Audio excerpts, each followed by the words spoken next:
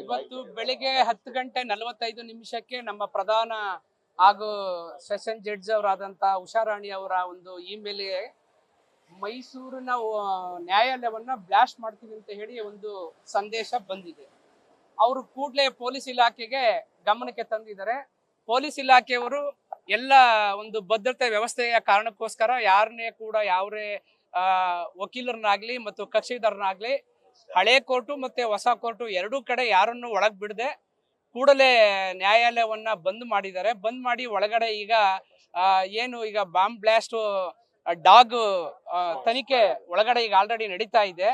ಆದ್ರೆ ಒಂದು ದುರದೃಷ್ಟಕರವಾದ ಸಂಗತಿ ಏನಂದ್ರೆ ಪದೇ ಪದೇ ನ್ಯಾಯಾಲಯಕ್ಕೆ ಈ ರೀತಿ ಬಾಂಬ್ ಬ್ಲಾಸ್ಟ್ ಕರೆ ಬರ್ತಾ ಇರೋದು ಒಂದು ವ್ಯವಸ್ಥೆಯ ಲೋಪ ಅಂತ ನನ್ಗಾದ್ರೂ ಅನಿಸ್ತದೆ. ಯಾಕೆಂದ್ರೆ ಸೈಬರ್ ವ್ಯವಸ್ಥೆ ಇನ್ನೂ ಹೆಚ್ಚಿನ ಮಟ್ಟದಲ್ಲಿ ಅದು ಪರಿಣಾಮಕಾರಿಯಾಗಿ ತನ್ನ ಕೆಲಸವನ್ನ ಮಾಡ್ಬೇಕಾಗತ್ತೆ.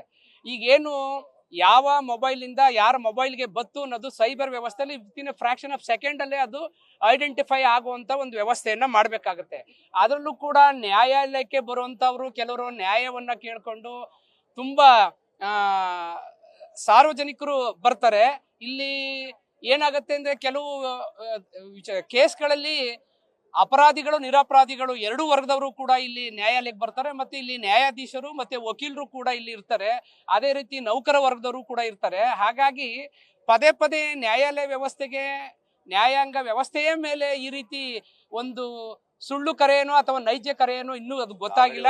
ಈಗ ಅದು ಒಳಗಡೆ ತನಿಖೆ ನಡೀತಾ ಇದೆ. ಆದ್ರೆ ಇನ್ಮುಂದೆ ಈ ರೀತಿ ಕರೆಗಳನ್ನ ಬರದೇ ಇರೋ ತರ ಒಂದು ತಡೆಗಟ್ಟುವಂತ ಪರಿಣಾಮಕಾರಿ ವ್ಯವಸ್ಥೆಯನ್ನ ಸೈಬರ್ ವ್ಯವಸ್ಥೆ ಮಾಡಬೇಕು ಅಂತ ನಮ್ಮ ಒಂದು ಮನವಿ, ಒಂದು ಕಳಕಳಿ. ಯಾಕೆಂದ್ರೆ ನ್ಯಾಯಾಲಯ ವ್ಯವಸ್ಥೆಗೆ ಎಲ್ಲಾ ರೀತಿ ವರ್ಗದ ಜನರು ಸಾರ್ವಜನಿಕರು ಬರ್ತಾರೆ.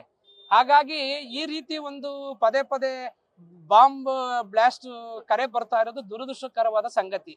ಹಾಗಂತ ಹೇಳಿ ಇದನ್ನ ನಾವು ನೆಗ್ಲಿಜೆನ್ಸಿನೂ ಮಾಡಂಗಿಲ್ಲ. ಯಾಕೆಂದ್ರೆ ಈಗ ಕಳೆದ ಬಾರಿ 5-6 ವರ್ಷಗಳ ಹಿಂದೆ ನಮ್ಮಲ್ಲೇ ಒಂದು ಶೌಚಾಲಯದಲ್ಲಿ ಒಂದು ಬ್ಲಾಸ್ಟ್ ಕೂಡ ಆಗಿತ್ತು. ಹಾಗಾಗಿ ಇದನ್ನ ನಾವು ನೆಗ್ಲೆಕ್ಟ್ ಮಾಡುವಂತದ್ದು ಇಲ್ಲ. ಇದಕ್ಕೆ ಸರಿಯಾದ ಭದ್ರತೆ ವ್ಯವಸ್ಥೆ ಒಂದಿಗೆ ಪರಿಣಾಮಕಾರಿಯಾದ ತನಿಖೆ ಆಗ್ಬೇಕು ಅನ್ನೋದು ನಮ್ಮ ಒಂದು ಮನವಿ. ನಮಸ್ತೆ.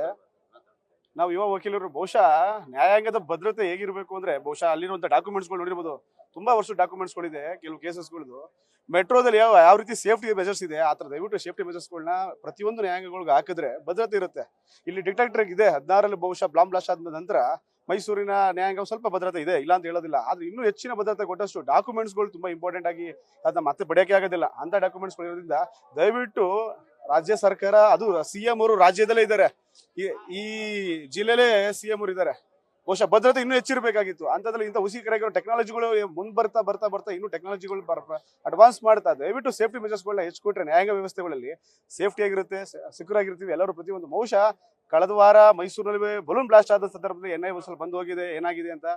ಈಗ ದಯವಿಟ್ಟು ಸಂಪೂರ್ಣ ರಾಜ್ಯ ಸರ್ಕಾರ ಇಂಥದ್ದು ನ್ಯಾಯಾಂಗ ವ್ಯವಸ್ಥೆ PDG ಅವರಿಗೆ ಮೇಲ್ ಬಂದಿದೆ ಅಂತ ನನಗೆ ಕೇಳ್ಪಟ್ಟೆ. ಇಂಥ ವ್ಯವಸ್ಥೆಗಳು ಬಂದಿದೆ ಅಂದ್ರೆ ಮುಂದೆ ಯಾವ ಸಣ್ಣ ಪುಟ್ಟ ಆರೋಪಿಗಳು ಮಾಡಕ್ ಶುರು ಮಾಡ್ತಾರೆ. ಇಂಥದನ್ನ ಕೋರ್ಟ್ ಅನ್ನೋದು ಭಯ ಹುಟ್ಟಿಸ್ಬೇಕು, ನ್ಯಾಯಾಂಗ ವ್ಯವಸ್ಥೆಗಳು ಭಯ ಹುಟ್ಟಿಸ್ಬೇಕು. ಇದನ್ನ ದಯವಿಟ್ಟು ರಾಜ್ಯ ಸರ್ಕಾರ ತೀವ್ರವಾಗಿ ಗಮನ ಹರಿಸಿ ಇನ್ನು ಭದ್ರತೆ ಹೆಚ್ಚಿಸಬೇಕು. ಪ್ರತಿಯೊಬ್ಬರಿಗೂ ಭದ್ರತೆ ಮುಖ್ಯ ಆಗ್ತದೆ. ಕೋರ್ಟ್ ಅಲ್ಲಿ ಇರುವಂತಹ ಡಾಕ್ಯುಮೆಂಟ್ಸ್ಗಳು ಇರ್ಬೋದು, ಲಾಯರ್ಸ್ಗಳು ಇರ್ಬೋದು, ವರ್ಕ್ ಮಾಡ್ತಿರೋರು, ಜಡ್ಜ್ಗಳು ಇರ್ಬೋದು, ದಯವಿಟ್ಟು ಸೇಫ್ಟಿ ಮೆಜರ್ಸ್ನ ಇನ್ನು ಹೆಚ್ಚು ಮಾಡ್ಕೊಡ್ಬೇಕು. ಟೆಕ್ನಾಲಜಿ ಪ್ರಕಾರ ಒಂದು ಮೆಟ್ರೋ ಸ್ಟೇಷನ್ ನೋಡಿದಿರಾ ಯಾವ ರೀತಿ ಸೇಫ್ಟಿ ಆಗಿರುತ್ತೆ, ಅಂತ ಸೇಫ್ಟಿಗಳನ್ನ ನ್ಯಾಯಾಂಗದಲ್ಲೂ ತರಬೇಕು ಅನ್ನೋದು ನನ್ನ ಉದ್ದೇಶ ಆಗ್ತದೆ. ಭರತ್ ಅಂತ ಹೇಳಿ ಯುವ ವಕೀಲರು.